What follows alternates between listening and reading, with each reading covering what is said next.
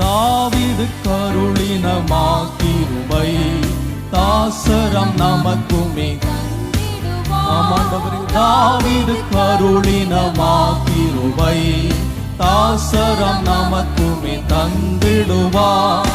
எலிசாவை போல் இரு மடங்கு, எலிசாவை போல் இரு மடங்கு வல்லமையாய் நம்மை அபிஷேகிப்பார். தூய தேவனை துதித்திடுவோம், நேயமாய் நம்மை நடத்தினாரே.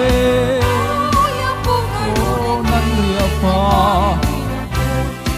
அறிந்திடுவோம். அல்லேலூயா, ஓய புகழுடன் கீதம் பாடி தினம் போற்றியே.